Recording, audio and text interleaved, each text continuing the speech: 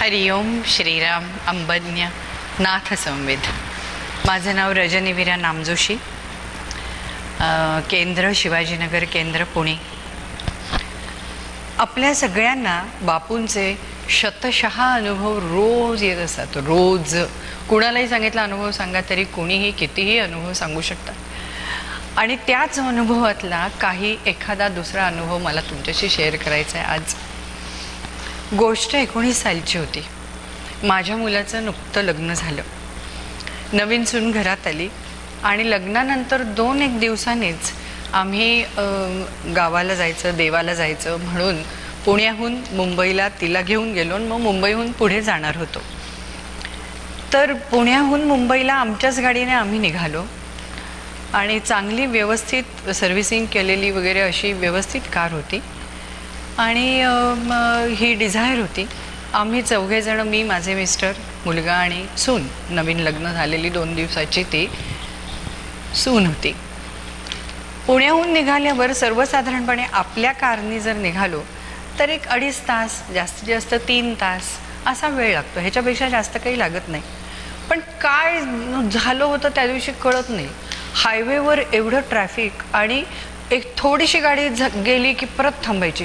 घाटामध्ये तर काहीतरी झालंच होतं. जवळजवळ तास ते 1.25 तास आमची गाडी एका जागी उभी होती. आणि मी विचार करत होते मनामध्ये की बापू, म्हणजे आपला जॉब चालू असतो, आपण सगळं चिंतन करत असतो, गप्पा मारत असतो, तरीही करत असतो. तर मी म्हटलं बापू आज असं काय होतं, इतका वेळ का?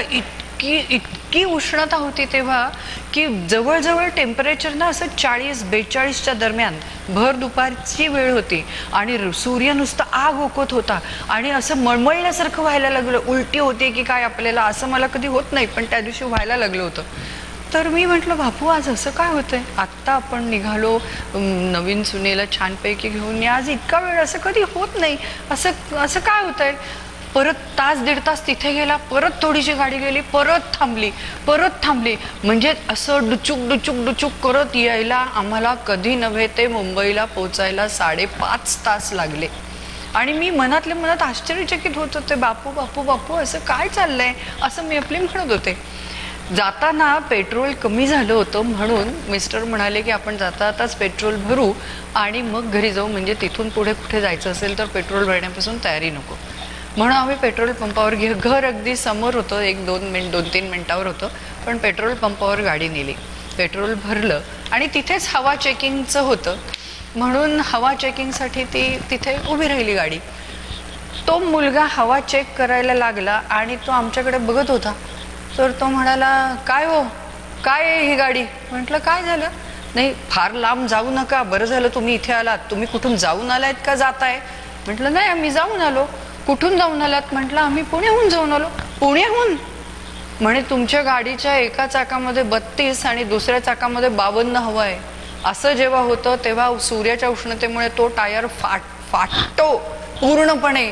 तर तुम्ही कसे काय आलात एवढ्या लांबपर्यंत? पुण्याहून आलात आणि काही झालं नाही रस्त्यात, तुम्ही सरळ आलात? तेव्हा माझी ट्यूब पेटली की बापूंनी अशी थांबवत 5.5 तास गाडी का आणली. कारण जर ती अशी वेगाने आम्ही आलो असतो तर नक्की काहीतरी त्या दिवशी मोठा अपघात झाला असता. कारण हे इतका असमतोल होता त्या हवेमध्ये की हे केवळ अशक्य होतं. आणि तेव्हा मी अगदी म्हणजे हात जोडून, बरं झालं बापू की तू असं आणलंस, त्यामुळे सुखरूपपणे आमच्याबरोबर दुसऱ्या घरातली नवीन लग्न झालेली मुलगी जी आमच्या घरात आता आली आहे, काही झालं असतं तर ते काय केवढ्याला पडलं असतं. केवळ आणि केवळ मी तुम्हाला सांगते की बापू होते आपल्याबरोबर, ते असतातच. म्हणून ते थांबणं, ते ट्रॅफिकमध्ये अडकणं, ते घाटामध्ये काहीतरी होणं आणि आमचा जीव खालीवर होणं, ते सगळं आवश्यक होतं. हे मला तेव्हा कळलं. म्हणजे आपल्याला कधीही कळत नाही पण बापूला सगळं माहिती असतं की हे जर झालं नाही तर ह्याचं काय होईल. पण तो ते होऊ देत नाही, कारण तो सतत आपल्याबरोबर असतो आणि हा विश्वास मात्र कायम तोच देतो. म्हणजे फार मोठी भक्ती, माझी भक्ती फार मोठी असं अजिबात तुटकी फुटकी भक्ती आहे, पण ती त्याला मान्य असते आणि तो तरी तुमचं संरक्षण करतच असतो. अगदी अपघाते पाही हे चरण तरी सुद्धा तो रक्षी संकटी, ते अक्षरशः खरं आहे. इतका हा अनुभव मी कधीही विसरणार नाही की मुंबईहून एवढा वेळ लागतो आणि त्याचं कारण हे निघतं. कारणही बापूंनी सांगितलं की हे झालं नसतं तर बाळा काय झालं असतं. असाच बापू तू आमच्याबरोबर राहा, असंच आम्हाला तुझ्या कृपेत राहू दे आणि तुझ्या भक्ती चैतन्यात असंच बुडलेलं राहू दे. हरिओम श्रीराम अंबज्ञ नाथ असो.